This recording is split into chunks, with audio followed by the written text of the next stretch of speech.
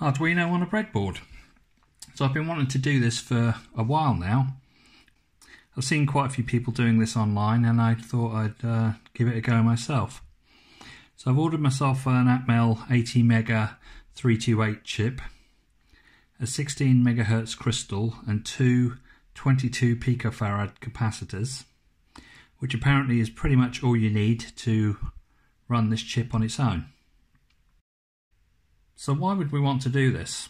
Well, there's a couple of reasons. Firstly, if you look at this standard Arduino here, you might want to slim the project down. You can see that just the chip and the crystal and these capacitors here is considerably smaller than the whole Arduino board. So one reason might be for size. Another reason might be that you want to customize your board for your specific project. It might be that your project doesn't need the USB port or the barrel jack.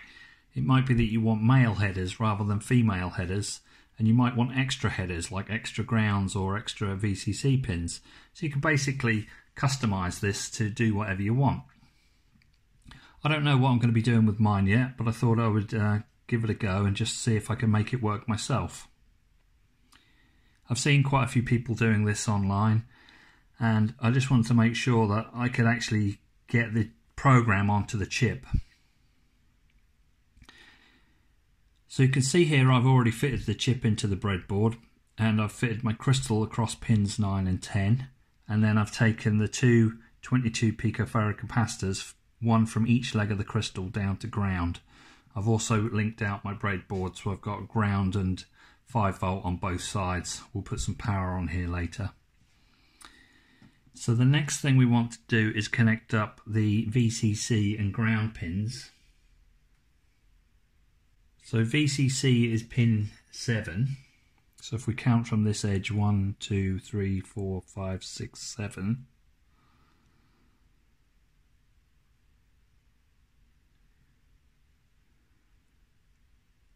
Just double checking that.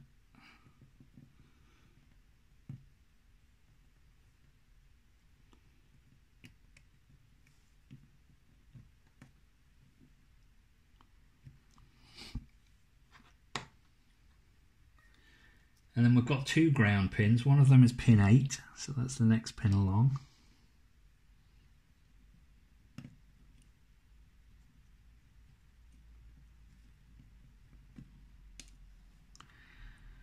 And the other one's on the other side of the chip, and it's pin 22, and that's the pin directly opposite pin 7, so that must be that one.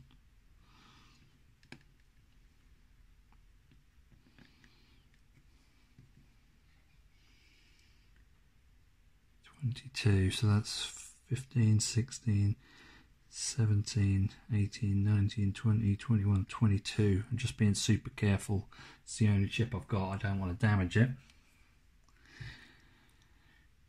Now there's two more positive voltage pins we need to connect up. They are the AVCC and the AREF. Now they're for the analog to digital converter if you're using it, but I think we need to connect them even if we're using it or not, so I'm going to connect them up anyway. And they are pins 20 and 21. So if this is 22, then this must be 21. So we'll take that up to 5 volts. And pin 20 is the next one. We'll take that up to 5 volts as well.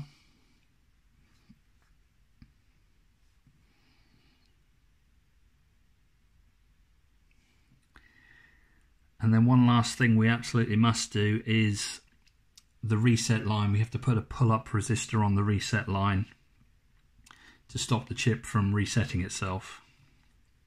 So we use a 10k resistor on pin 1.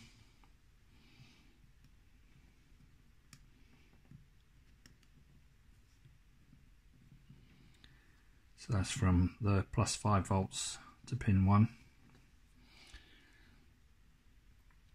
And then one last thing that we will do, which is optional, but it will be quite handy to see this, is we're going to put an LED on what would be Arduino pin 13, but the pin numbers on the chip don't match the pin numbers on the Arduino, so we just have to translate a bit. And I believe that is going to be pin 19 on our chip. which is the next one along on this top row. So this is a 470 ohm resistor. You probably could use a 330, probably would be fine, but I've already been using these 470s on other projects, so I know they're going to be okay.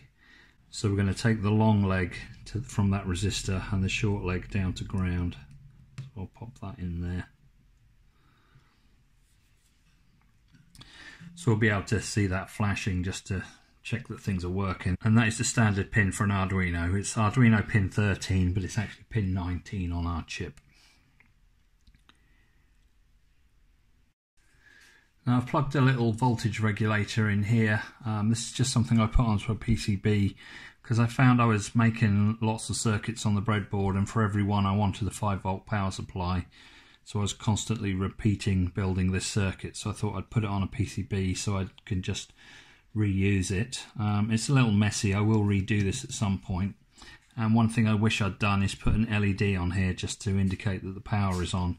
So for now I'll just hook one up manually. So if I just pop an LED in there with a current limiting resistor. Now this is a blue LED, so they seem to be really bright, so I'm actually using a 1K resistor for that, just to restrict the current a little bit more. And then we'll link that down to ground as well.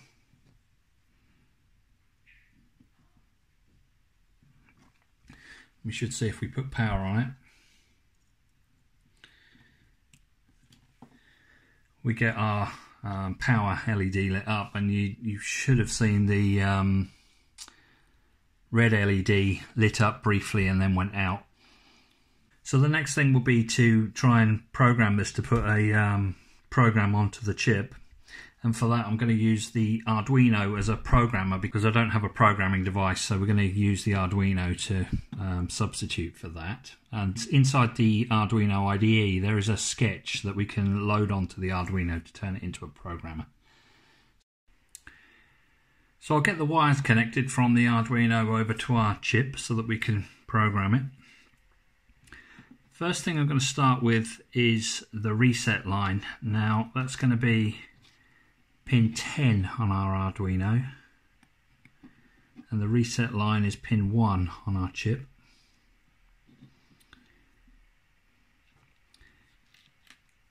Next I'm going to go to pin 11 on the Arduino, and that's going to be pin 17 on our chip. So the first pin here is 15, so that's 16, 17.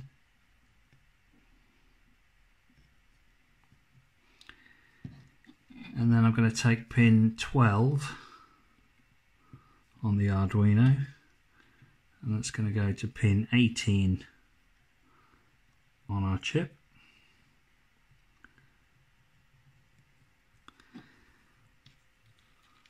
And then finally pin 13 on the Arduino. It's going to be pin 19 on our chip.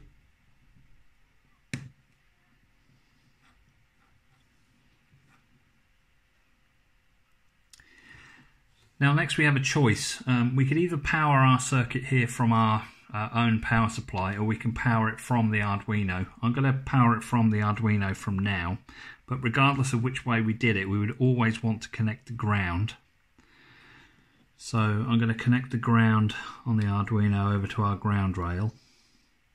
So we always do that to make sure that both systems have the same 0 reference voltage. And then I'm going to take one from the 5-volt on the Arduino over to our 5-volt rail.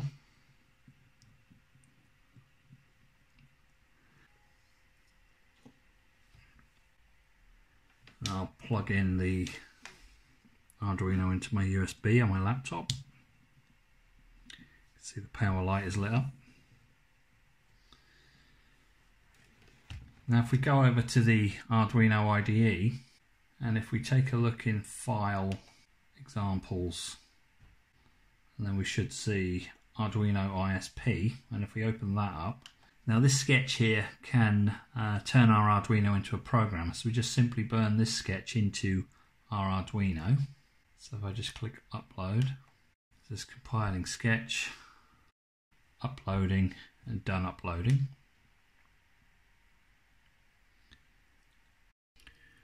So if I load up the standard Blink sketch, I think that's in examples, is it basics? Yeah, Blink.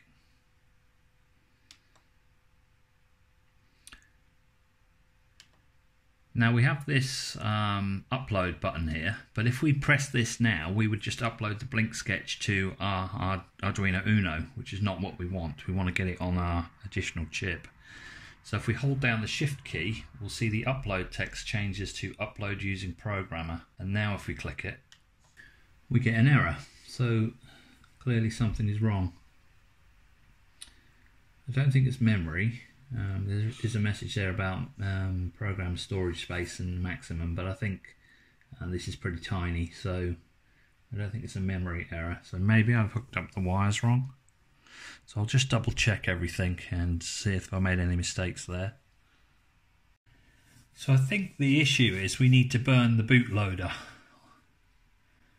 But before we do that, we have to change this setting here to Arduino as ISP.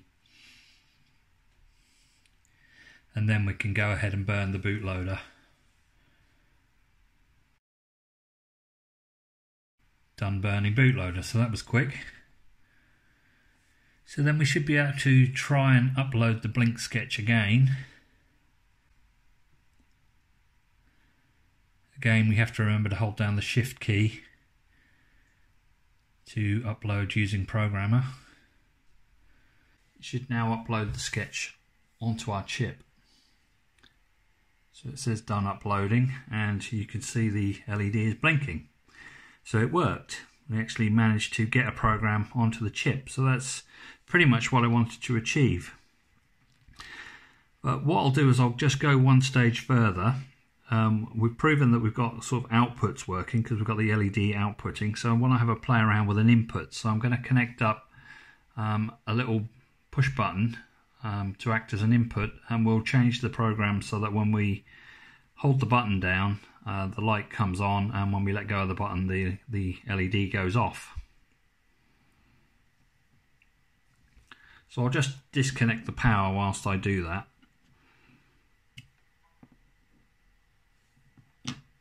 So we don't have any accidents.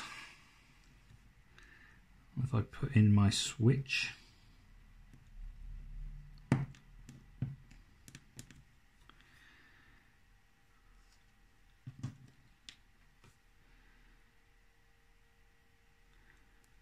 now this time the resistor is a pull down resistor, so we'll pull that switch down to ground.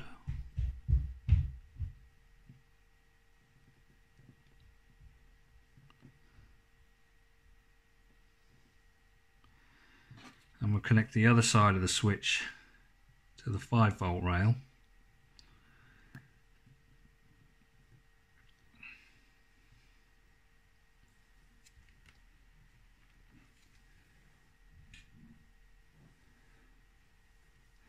And the side of the switch which is pulled down to ground, we'll connect that to pin 4 on our chip. That's 1, 2, 3, 4. And that actually translates to pin 2 on an Arduino. So we need to remember when we do the programming that we'll call this pin 2, even though it's pin 4 on our chip. That's just because the numbers on the chip don't directly correspond to the pin numbers on an Arduino. So if we start here with a couple of constants, const int button pin equals 2, and const int LED pin equals 13, and then we'll have a variable int button state equals 0. Now in our setup function, we'll have pin mode LED pin, and we want that to be an output, and pin mode button pin and we'll want this one to be an input.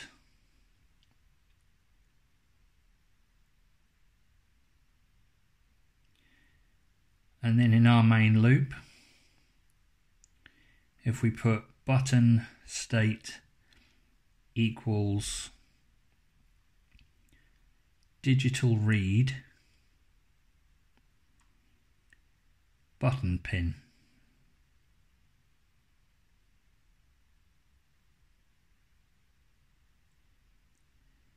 and then we'll have if button state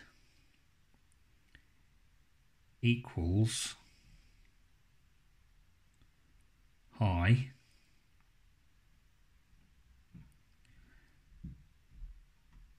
digital write LED pin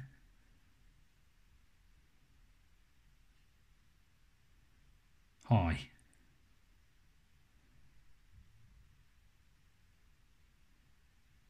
Else digital write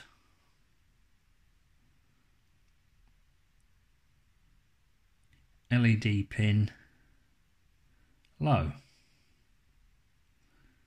So if the button state is high, we'll write a high to the LED pin, otherwise we'll write a low to the LED pin. So if we upload that, again upload using Programmer by holding down the Shift key.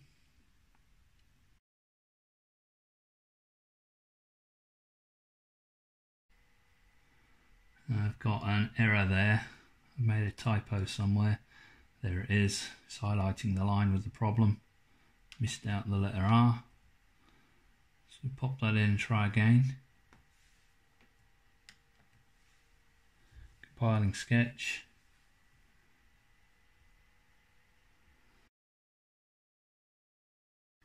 It says done uploading. So if we try it out by pressing the button, and yeah, we see the LED comes on as I hold the button down. So really pleased with that. That's a bit of success. So I've proven that I can wire up the chip on a breadboard on its own with just the crystal really, and then I've also proven that I can program it using our Arduino Uno here and the ISP programmer sketch from the IDE, and we've got both inputs and outputs working. So we'll leave it there, and I'll try and find some kind of use for this circuit in the future. So thanks for watching, and I'll see you next time.